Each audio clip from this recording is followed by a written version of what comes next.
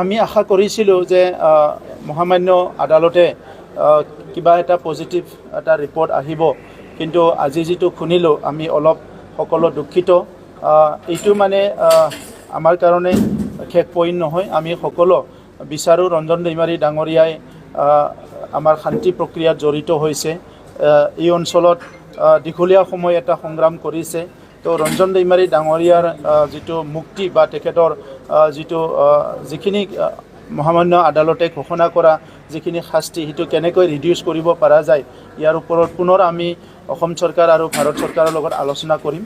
আৰু আমি বিচাৰোঁ তেখেতে মুকলি আকাশত আহিব লাগে আৰু সমাজৰ লগত থাকি তেখেতে সংগ্ৰাম কৰাত যি উদ্দেশ্য আছিলে কি এই অঞ্চলৰ উন্নয়নৰ কাৰণে, এই অঞ্চলৰ ৰক্ষণাবেক্ষণৰ কাৰণে এই কামবিলাক যাতে তেখেতে ৰাইজৰ লগত থাকি কৰিব পাৰে, ইয়াৰ কাৰণে আমাৰ তৰফৰ পৰা এটা প্ৰয়াস আমি আৰম্ভ কৰিম। যেহেতু তেখেতৰ দ্বিতীয় শান্তি চুক্তিৰ ছিগনেটৰী আছিল নতুন, এই ক্ষেত্ৰত কেনেকৈ চাওক, আদালতটো এটা বেলেগ বিভাগ, শান্তি প্ৰক্ৰিয়াটো এটা বিভাগ।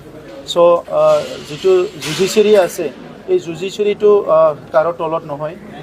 গভৰ্ণমেণ্টে যিবিলাক পলিচি লয় সেইটো আইনগতভাৱে সেই পলিচিবিলাক লয় আৰু আইনটো বাদ দি পেলাই কোনো পলিচি ল'ব নোৱাৰে।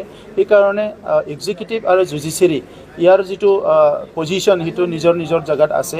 তো সেইকাৰণে আজি শান্তি চুক্তি কৰিছে গভৰ্ণমেণ্টে, আদালতে এটা ৰায় দিছে। তো এই কথাবিলাক আপোনালোকে আমি সকলো জানো যে নিজৰ নিজৰ পজিশ্যনত সকলো এটা পজিশ্যন লৈ আছে আমাৰ জুডিচিয়াৰী আৰু এক্সিকিউটিভ। তো ইয়াৰ মাজতে আমি কেনেকৈ এজন ব্যক্তিয়ে শান্তি চুক্তিত আছিল হিচাপে তেখেতক কেনেকৈ আমি আমাৰ তেখেতৰ যিটো প্ৰাপ্য বা তেখেতে যিখিনি আমাৰ যোগ্য যি তেখেতে যে মুকলি আকাশলৈ আহিব লাগে বা সমাজৰ লগত এটা কাম কৰিবলৈ সুযোগ পাব লাগে, ইয়াৰ কাৰণে আমি সকলো মিলি পুনৰ আমি এটা বিবেচনা কৰিম আৰু ভাৰত চৰকাৰ অসম চৰকাৰৰ লগত আলোচনা কৰিম। শান্তি চুক্তিৰ চাকৰকাৰ হিচাপে আমি তেখেতক মুক্ত আকাশত থাকি বৰ্তমান যি চৰকাৰ চলি আছে, চৰকাৰৰ জৰিয়তে জনসাধাৰণ উন্নয়নৰ কাৰণে যিখিনি সামাজিকভাৱে কাম কৰা এটা অধিকাৰ যে এটা সুবিধা পাইছে তাৰ লগত জড়িত হোৱাটো আমি আশা কৰিছিলোঁ, কিন্তু সেই আশা আমি ফলৱতী হোৱা দেখা নাপালোঁ। তথাপি আমি প্ৰচেষ্টা ৰাখিম।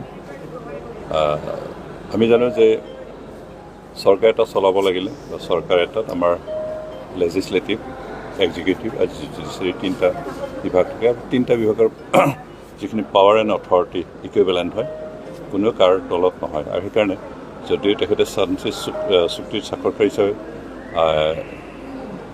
পলিটিকেলি যিখিনি ষ্টেটাছ আছিল, কিন্তু জুডিচিয়াৰীয়ে নিজৰ ষ্টেটাছত থাকি নিজৰ কাৰ্যখিনি কৰাৰ কাৰণে আমি যিখিনি আশা কৰিছোঁ সেইটো নহয়।